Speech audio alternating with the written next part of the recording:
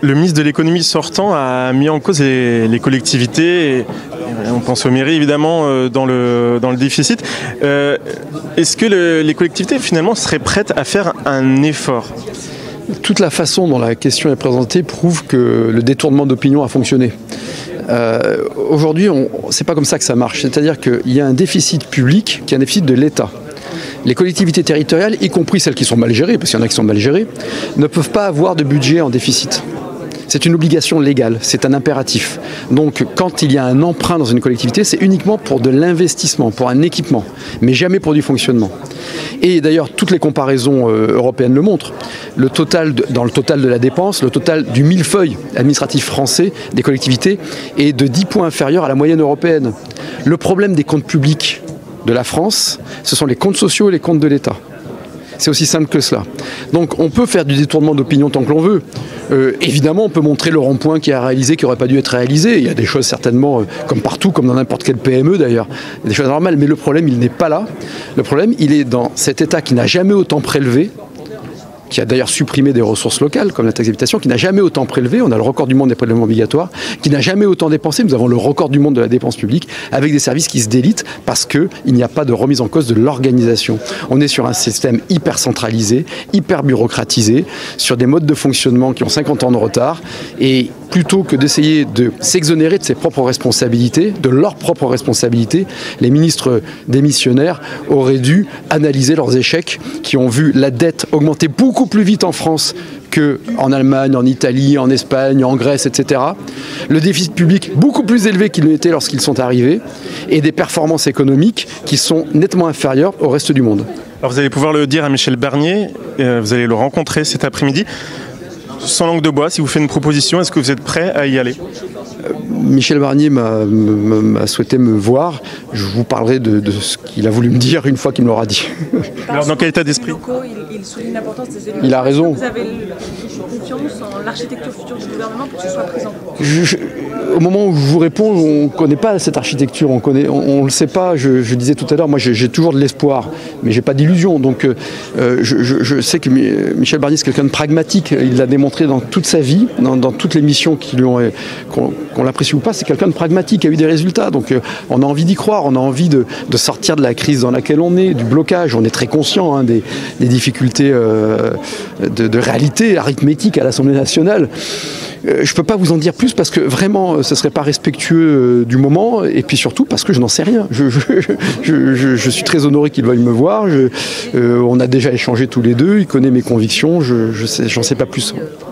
Est-ce que vous pensez comme Michel Barnier que toutes les sensibilités hors RN et LFI doivent être représentées au sein du nouveau gouvernement ?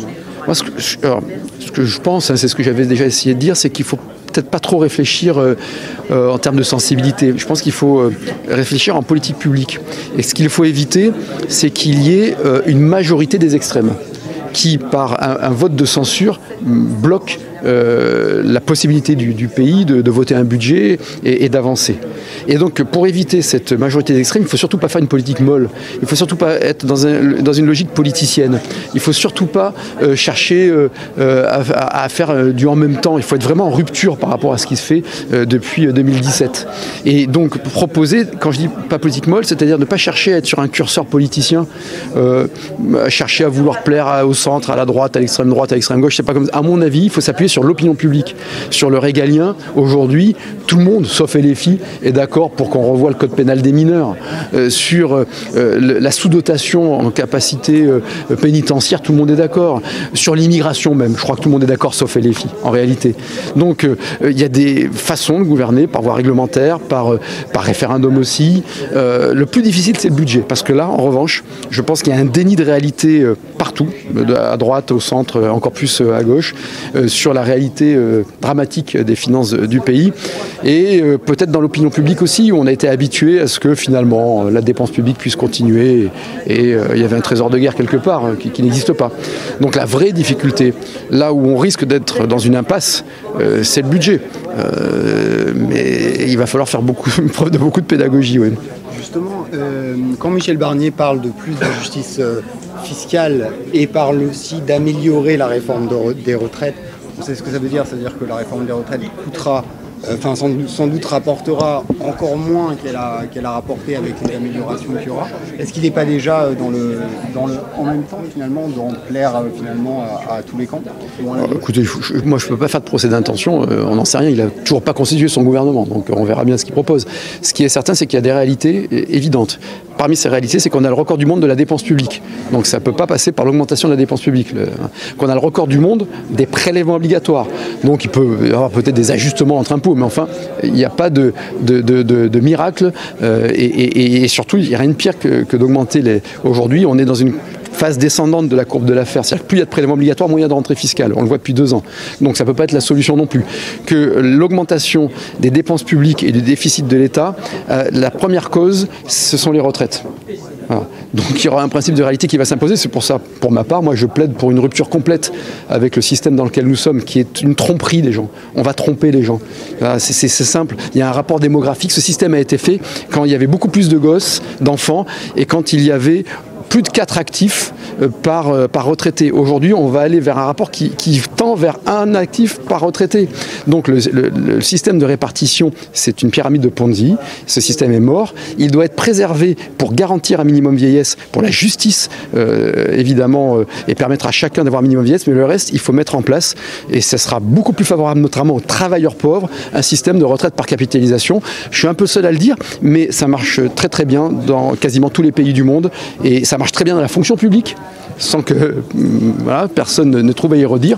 Toute la fonction publique a un régime obligatoire de retraite par capitalisation, et pas simplement complémentaire. Et donc c'est ce qu'il faut mettre en place au bénéfice des travailleurs du privé. C'est la seule façon, à terme, de sauver le système des retraites et même de financer notre économie. L'AMF demande un nouvel acte de décentralisation. Est-ce que vous comptez sur Michel Barnier pour entendre les élus locaux? Nous, on compte sur tous les premiers ministres qui se succèdent pour entendre les élus locaux. Donc c'est Michel Barnier. Bon, je sais que c'est une personne de qualité, j'espère qu'il nous entendra et qu'il aura la capacité de le faire. Aujourd'hui, on pense que nous sommes une partie des solutions, que la liberté d'action locale, parce qu'on a un foisonnement d'initiatives, est une des façons de trouver une voie vers la performance publique, vers l'efficacité de la dépense. On doit raisonner en efficacité de la dépense. Or, on n'a jamais raisonné réellement en efficacité de la dépense. Soit il y a eu plus de dépenses, parce qu'il y a des manques d'infirmiers, de policiers, etc. Soit on a fait du rabot sans chercher à comprendre ce qu'il y avait derrière en réalité humaine. Localement, comme dans une entreprise, dans une collectivité, ce que l'on cherche à faire, c'est de la productivité, c'est du rendement, c'est que les gens soient bien dans leur job et avoir peut-être moins de gens, mieux payés et qui produisent plus. Et à la fin, tout le monde est gagnant. Donc c'est une remise en cause complète de l'organisation des pouvoirs publics. Soit on est dans une période qui le permet étonnamment parce qu'on est dans un chaos qui fait qu'il y a un tel blocage que ça peut permettre d'avoir une politique structurante, soit il faut tenir jusqu'à une grande échéance électorale pour avoir une grande légitimité, pour remettre... Pour ce qu'avait fait le général de Gaulle d'abord en 1945 et puis ensuite en 1958, eh bien aujourd'hui il faut le faire aujourd'hui, sauf qu'il n'y a plus de Gaulle. Donc il va falloir un sursaut civique très puissant et montrer qu'il y a une espérance de performance publique, qu'on n'est pas condamné à plus dépenser qu'ailleurs pour avoir moins de services qu'ailleurs avec des fonctionnaires moins bien payés qu'ailleurs et des contribuables qui payent plus qu'ailleurs.